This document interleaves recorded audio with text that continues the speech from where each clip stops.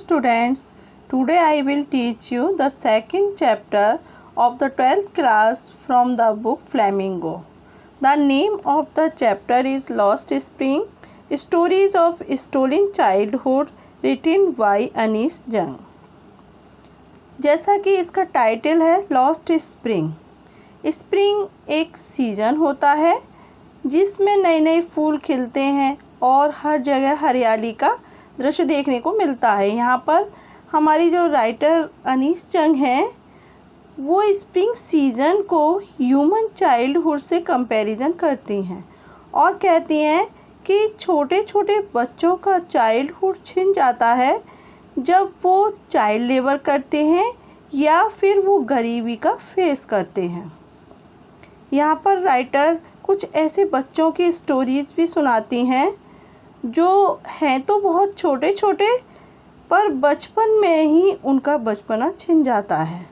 उन्होंने अपने जीवन में इतनी कठिनाइयों को झेला है कि वे इतने छोटे होने पर भी काफ़ी मैच्योर हो चुके हैं और उनका जो चाइल्डहुड है जिसमें कि भोलापन होता है वो भी लॉस्ट हो चुका है। तो ऐसी ही स्टोरीज़ को हम इस चैप्टर के माध्यम से पढ़ेंगे। इसमें जो स्टोरीज़ हैं 2 स्टोरीज़ हैं। Sometimes I find a rupee in the garbage और सेकंड स्टोरी है I want to drive a car. ये जो स्टोरीज़ हैं इसमें राइटर ऐसे बच्चों से मिली थी जिन्हें बचपन में वो सारी चीज़ें नहीं मिली जो उन्हें मिलनी चाहिए। उन्होंने उन बच्चों की गरीबी हालत को बहुत ही अच्छे से लिखा है।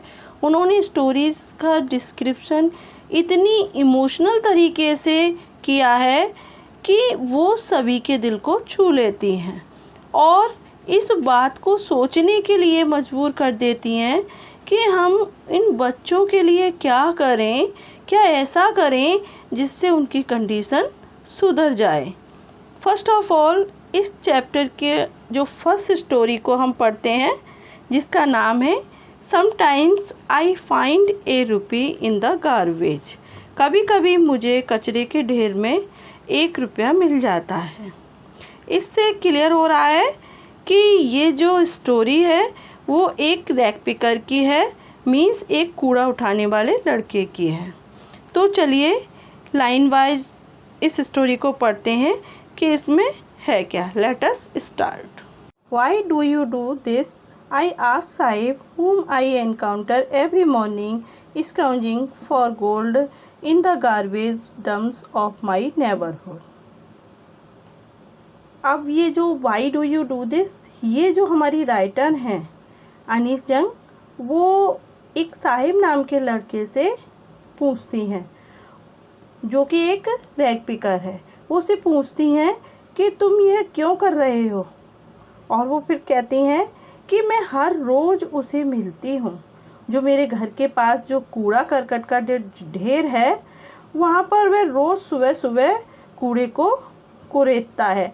ऐसा लगता है कि उसमें से वो सोना ढूंढ रहा हो। यहाँ पर जो गोल्ड दिया हुआ है, गोल्ड का मतलब यहाँ पर कोई मेटल से नहीं है, यहाँ पर है कोई ऐसी चीज़ जो लोग ऐसे ही अनवांटेड समझकर कूड़े में फेंक देते हैं। वो चीज़ साहिब के लिए गोल्ड के बराबर है क्योंकि वो उनके काम की होती है। Sahib left his home long ago. अब यहाँ पर थोड़ा सा साहिब की बैकग्राउंड के बारे में वो बताती हैं। वो कहती हैं कि साहिब ने बहुत साल पहले अपना घर छोड़ दिया था। At amidst green fields of Dhaka his home is not even a distant memory. जो साहिब था वो ढाका को बिलोंग करता है, मीन्स ढाका में रहता था, जो कि बांग्लादेश की कैपिटल है। वो बताती हैं कि ढाका के हरे भरे मैदानों के बीच में उनका घर था और जब बहुत टाइम पहले वो छोड़ चुके थे इसलिए उन्हें अपने घर की जो याददाश्त है वो दूर दूर तक नहीं थी। There were many storms that swept away their fields and homes. His mother tells him, उसकी माँ उसे बताती हैं कि बड़े बड़े तूफान आते थे, उन्होंने खेतों और उनके घरों को बुरी तरह से बर्बाद कर दिया था. That is why they left looking for gold in the big city where he now lives. यहाँ भी गोल्ड का मतलब मेटल से नहीं है, यहाँ गोल्ड का मतलब लिवलीहुड के लिए जो पैसे कमाते हैं उससे है. वो कहती हैं कि यही कारण है उन्होंने उस शहर को छोड़ दिया था और धन की तलाश में, पैसे की तलाश में इस बड़े शहर में वो आ गए थे जहाँ पर वो अब रहता है. I have nothing else to do, he mutters looking away. Mutters means होता है speaking in a slow voice. तो वो धीमी सी आवाज़ में बुदबुदाते हुए बोलता है I have nothing else to do, कि मेरे पास करने के लिए इसके अलावा और कुछ नहीं है. Go to the school, I say glibly, realizing immediately how hollow the advice must sound. अब जो हमारी राइटर हैं उन्होंने बिना सोचे समझे, ग्लाइबली कहते हैं कि विदाउट थिंकिंग, अथॉट बोलना है ना, तो उन्होंने जो बिना सोचे समझे बोल दिया कि स्कूल जाया करो. फिर वो तुरंत ही वो कहती हैं कि मैंने कह तो दिया, लेकिन तुरंत ही मैंने ये महसूस भी किया कि जो मेरी सलाह है वो बिल्कुल ही सेंसलेस है, मीन्स बिल्कुल हॉलो है, क्योंकि वो मुश्किल से खाने पीने का ही अरेंजमेंट कर पाता है, पढ़ाई की तो अलग बात रही. There is no school in my neighborhood. When they build one, I will go. Sahib कहता है कि मेरे पड़ोस में कोई स्कूल नहीं है और जब कोई स्कूल बनेगा तो मैं वहाँ जाया करूँगा. If I start a school, will you come?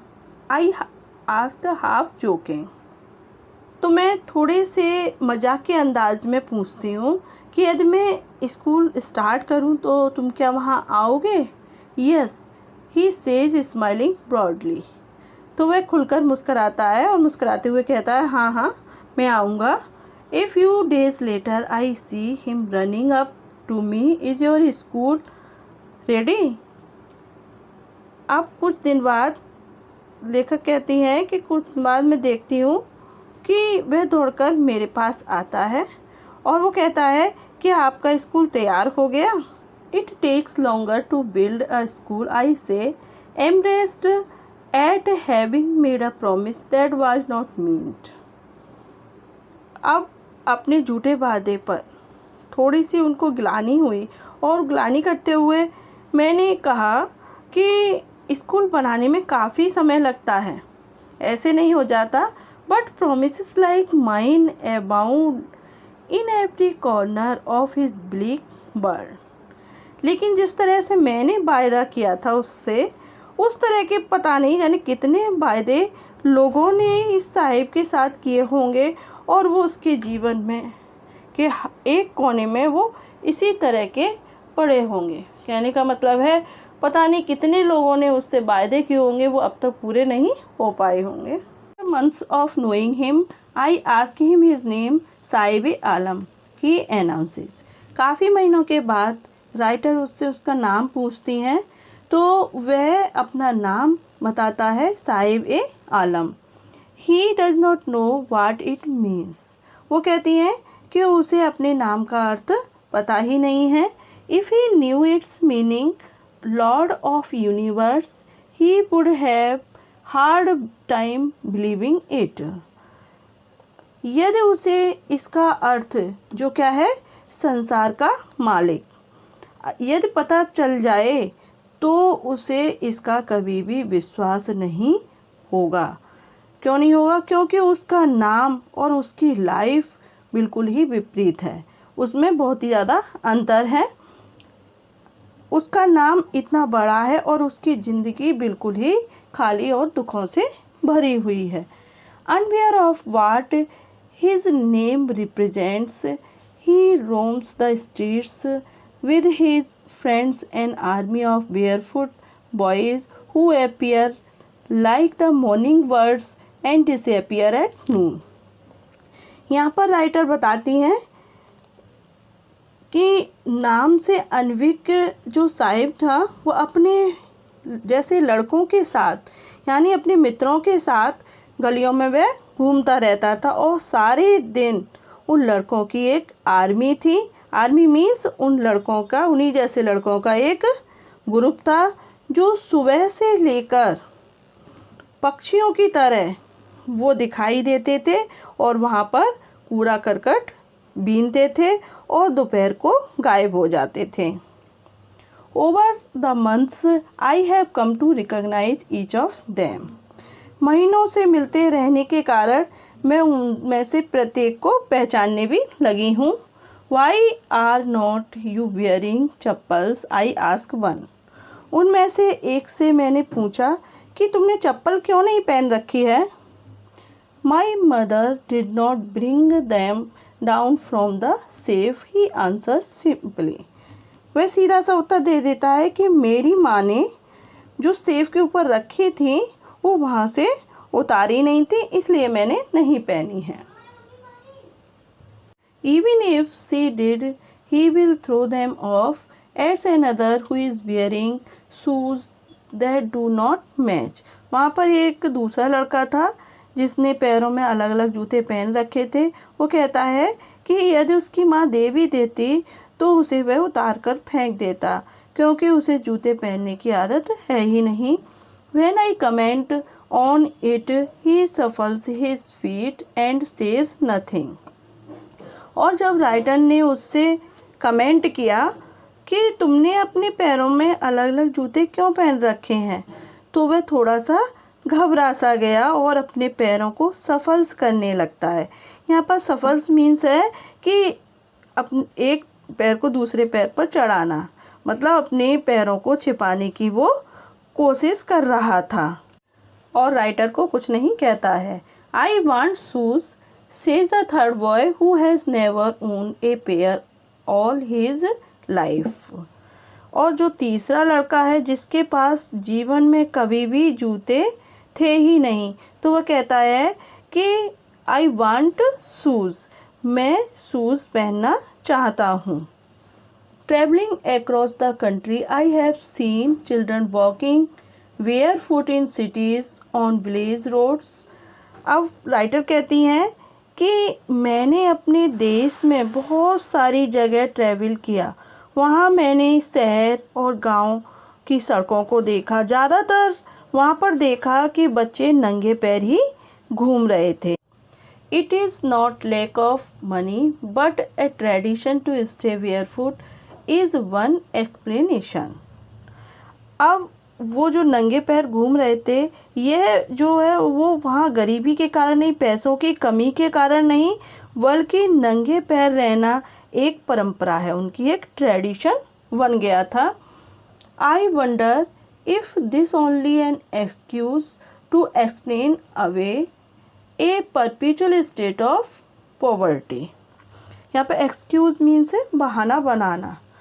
तो वो कहते हैं कि हमारे यहाँ जो नंगे पैर रहने की जो रिवाज है, जो लोग बताते हैं कि जो ट्रेडिशन का नाम लोग देते हैं और कहते हैं कि हमारे यहाँ नंगे पैर रहने की रिवाज है, मुझे लगता है वो एक बहाना बनाते हैं क्योंकि वो अपनी गरीबी की हालत को छिपाना चाहते हैं।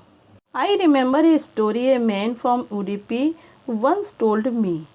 उडुपी जो है कर्नाटक का एक छोटा से शहर का नाम है।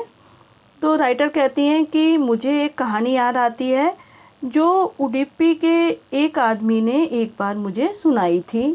As a young boy he would go to school past an old temple where his father was a priest. जब वह छोटा लड़का था, यंग था, तब वह स्कूल जाते वक्त एक पुराने मंदिर के पास से गुजरा करता था जहाँ पर उसके जो फादर थे वहाँ के प्रीस्ट थे। He would stop briefly at the temple and pray for a prayer pair of shoes. और वो वहाँ पर थोड़ी देर ठहरता और एक जोड़ी जूते के लिए वहाँ पर रोज़ प्रार्थना करता था। 30 years later, I visited his town and the temple, which was now drowned in an air of desolation. Desolation कहते हैं खाली।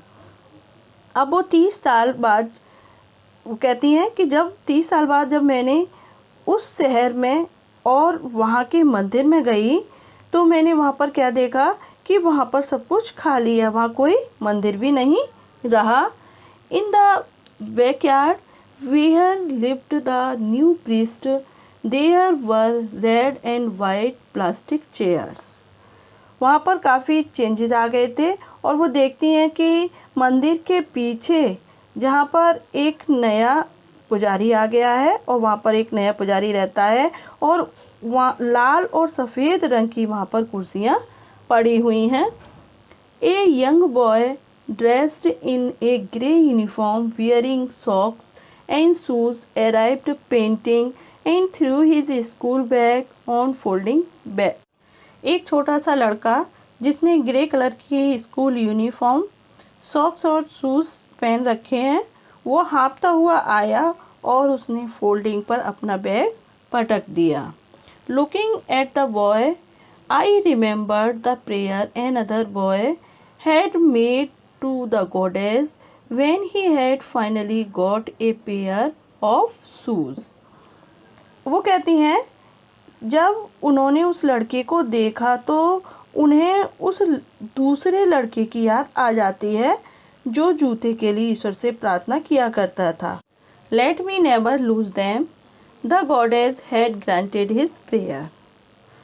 और अंत में जब एक जोड़ी जूते उसे मिल गए तो उसने फिर प्रार्थना की कि मेरे जूते कभी ना खोएं, और भगवान ने भी उसकी प्रार्थना को स्वीकार कर लिया।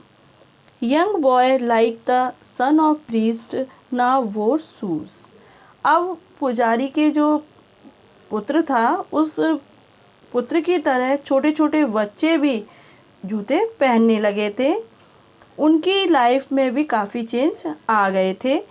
What others like the rag pickers in my neighbourhood remain shoeless. लेकिन अभी भी बहुत से बच्चे ऐसे हैं जैसे मेरे पड़ोस में कूड़ा उठाने वाले रैग पिकर्स जो हैं वो बिना जूते चप्पल के ही रहते हैं। My acquaintances with the bare foot rag pickers leads me to Seemapuri, a place on the periphery of Delhi yet miles away from it metaphorically. Metaphorically कहते हैं सिम्बॉलिकली, मीन्स एक्चुअल अर्थ से बिल्कुल अलग रहना, और पेरीफेरी मीन्स होता है आउटर एरिया, मीन्स सीमा क्षेत्र। तो यहाँ पर राइटर कहती हैं कि साहिब आलम की जो भी बच्चे हैं नंगे पैर कूड़ा उठाने वाले, उनकी जो जान पहचान उससे जो हुई थी, जान पहचान के थ्रू वो सीमापुरी पहुँच जाती हैं। और सीमापुरी जो है एक ऐसा स्थान है जो दिल्ली के बिल्कुल आउटर एरिया में है, लेकिन दिल्ली से बिल्कुल दूर है। कहने का मतलब है दिल्ली से बहुत ही ज़्यादा अलग है, डिफरेंट है, क्योंकि दिल्ली बहुत ही प्रोग्रेसिव सिटी है, वहाँ के लोग काफ़ी एडवांस रहते हैं, लेकिन सीमापुरी के लोग उनसे काफ़ी अलग रहते हैं। Those who live here are squatters who came from Bangladesh back in 1971. वो कहती हैं कि वो लोग यहाँ पर स्क्वेटर्स मीन्स उन्होंने यहाँ पर आकर कब्जा कर लिया है, गैर कानूनी तरीके से वहाँ पर कब्जा करके रह रहे हैं। और वो कौन है? जो 1971 में बांग्लादेश से आए हुए थे। Sahibs family is among them. और साहिब का जो फैमिली है, साहिब की जो परिवार है, वो भी उनमें से ही एक है। Seemapuri was then a wilderness. Wilderness means होता है वेस्टलैंड, जहाँ पर सारा कूड़ा करकट इकट्ठा होता है। तो सीमापुरी भी दिल्ली का एक वेस्टलैंड ही है। It still is but it is no longer empty. लेकिन अब तो वो खाली नहीं है। पहले ये वेस्टलैंड था, वेस्टलैंड के रूप में बनाया गया था, लेकिन अब वो खाली नहीं है क्योंकि वहाँ पर बांग्लादेश से आए हुए लोग इलीगली तरीके से रह रहे हैं in structures of mud with roof of tin and tarpaulin, devoid of sewage, drainage और running water, live 10,000 rag pickers. उनके जो घर थे मिट्टी के बने हुए थे, उनके ऊपर टिन या त्रिपाल की छत रखी हुई थी। ना तो वहाँ पर कोई नालियाँ थी और ना ही रनिंग वाटर आता था। ऐसी कंडीशन में वहाँ पर 10,000 लोग सीमापुरी इलाका में रहते हैं। They have lived here for more than 30 years without an identity, without permits, but with ration card that get their names of voters list and enable them to buy grain। फिर writer कहती हैं कि वो लोग पिछले 30 वर्ष से भी ज़्यादा समय से वहाँ बिना पहचान पत्र के, बिना परमिट के वो रह रहे हैं, किंतु उनके पास राशन कार्ड है जिससे उनके नाम वोटर लिस्ट में शामिल हैं और वो वोट देने के अधिकारी हैं और उनसे वे अनाज भी खरीद पाते हैं। Food is more important for survival than an identity. और वो कहती हैं कि उनके लिए जीने के लिए पहचान पत्र की अपेक्षा भोजन ज़्यादा इम्पोर्टेंट रखता है। If at the end of the day we can feed our families and go to bed without an aching stomach, we would rather live here than in the fields that gave us no gain, say a group of women in total saris when I asked them why they left their beautiful land of green fields of rivers। अब वो आगे बताती हैं कि ऐसी महिलाएं जिन्होंने फटी सी साड़ियाँ पहन रखी थी वहाँ पर, उनसे वो पूछती हैं कि तुमने अपने इतने हरे भरे खेत और नदियों को क्यों छोड़ दिया। तो उनका जवाब क्या था, वो कहती हैं कि अगर रात को हम अपने बच्चों को पेट भर खाना खिला सकते हैं और बिना पेट दर्द के वो आराम से सो सकते हैं तो वो चीज़ हमारे लिए ज़्यादा महत्वपूर्ण होती है। अब यहाँ पर हमें यह पता चलता है कि ये लोग कितने ज़्यादा गरीब थे कि उनकी भूख की वजह से पेट में दर्द तक हो जाता था। Wherever they find food they pitch their tents and become transit homes. Transit बोलते हैं टेम्परेरी। तो वो कहती हैं कि उन्हें जहाँ भी भोजन मिल जाता है वहीं वे अपने तंबू को गाड़ लेते हैं और वहीं अस्थायी रूप से टेम्परेरी हाउस बनाकर वो रहने लग जाते हैं। Children grow up in them becoming partners in survival and survival in Seemapuri means rag picking. और कहते हैं कि बच्चे इन्हीं में रहकर बड़े होते हैं और इसी तरह से अपनी आजीविका करने लगते हैं। और जो उनकी आजीविका है, कहाँ की, सीमापुरी की आजीविका, वो क्या है, एक रैग पिकिंग है, मीन्स कूड़ा बीनना। Through the years it has acquired the proportions of a fine art. अब वो बताती हैं कि अब तो जो कूड़ा उठाने वालों के लिए अच्छा कूड़ा चुनना एक आर्ट बन गई है, एक कला बन गई है।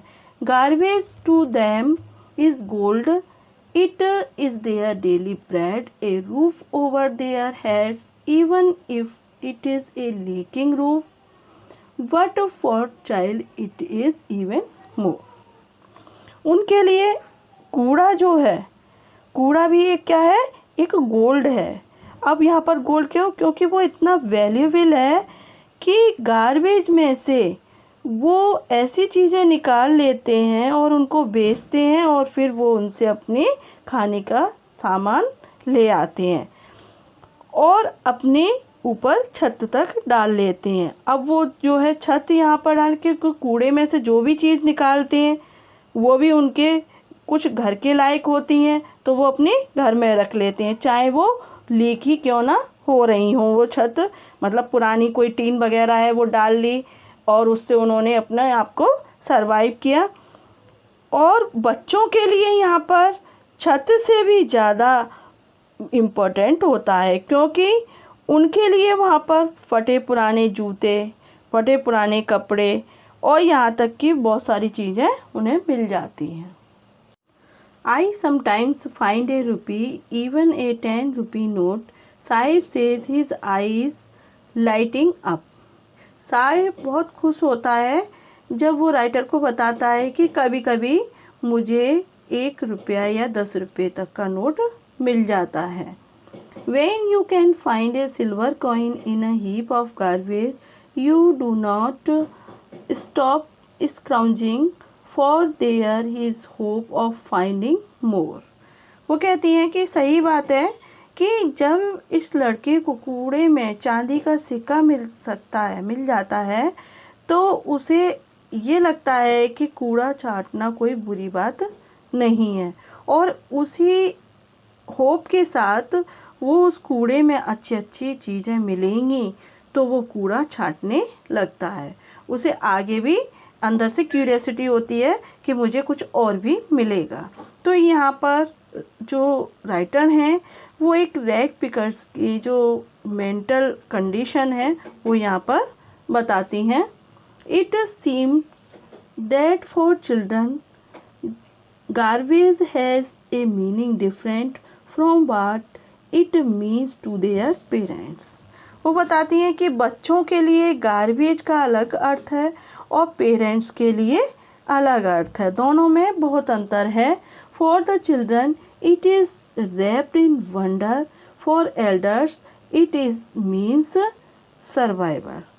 अब देखिए दोनों के लिए कूड़ा उठाना बहुत ही ज़्यादा डिफरेंट है, क्योंकि बच्चों के लिए तो ये वंडर है, वंडर मीन्स है कि जो पाने का बच्चे जो सपना देखते हैं और उनको पूरा नहीं हो पाता है कि हमें ये चाहिए वो चाहिए, जो और लोगों को देखते हैं तो वो कूड़े कचड़े में से ढूंढ लेते हैं और वो अपने सपने को पूरा कर लेते हैं। जैसे शूज़ है, कपड़े अच्छे अच्छे जो होते हैं लेकिन वहाँ पर वो वही कपड़े होते हैं लेकिन पुराने कपड़े होते हैं, फटे कपड़े होते हैं, वो उन्हें ले लेते हैं।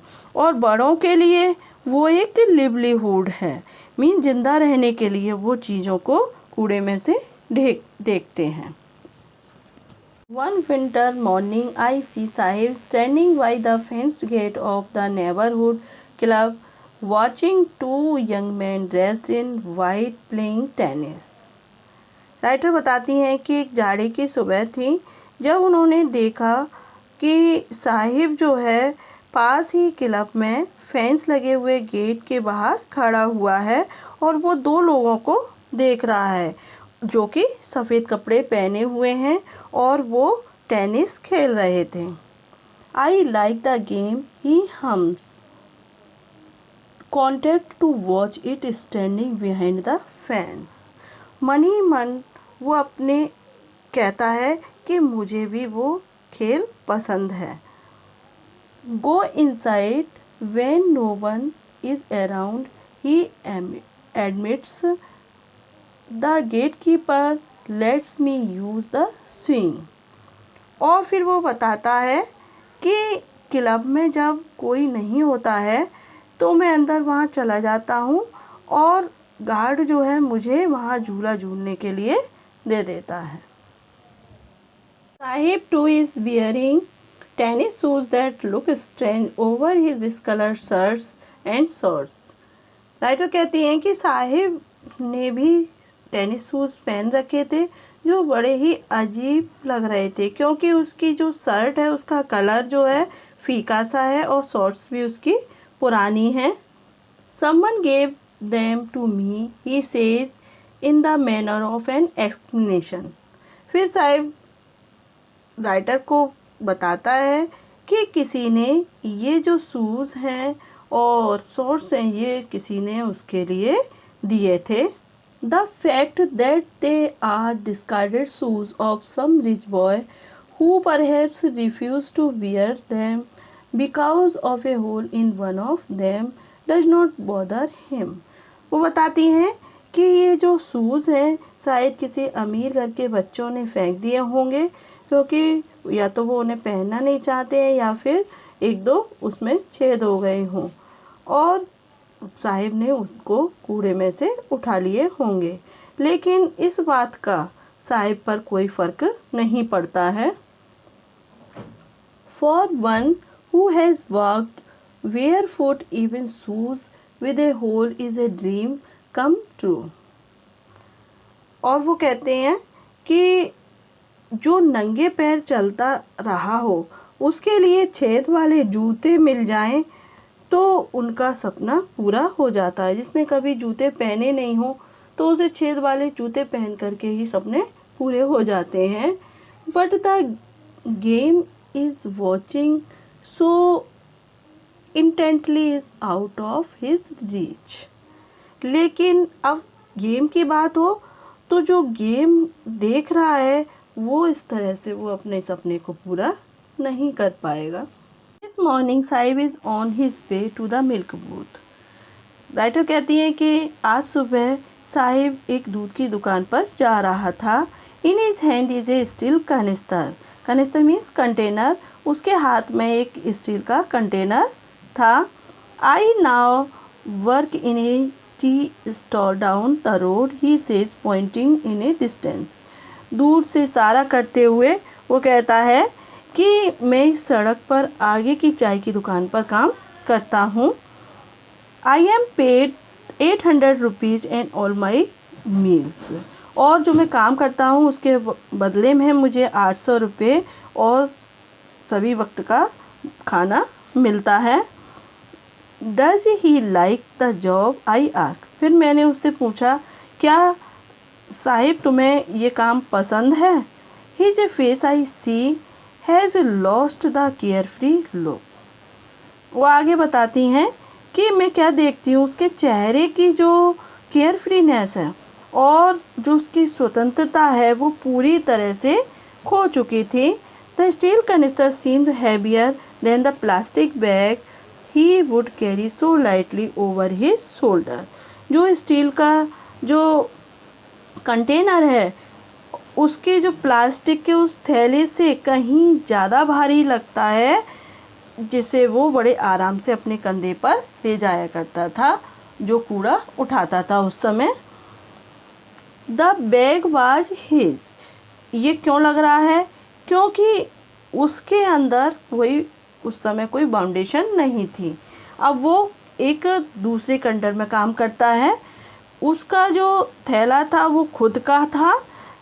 The canister belongs to the man who owns the tea shop. और जो कंटेनर है उस चाय की दुकान का, जो कनिस्टर उस आदमी का है। कौन से आदमी का?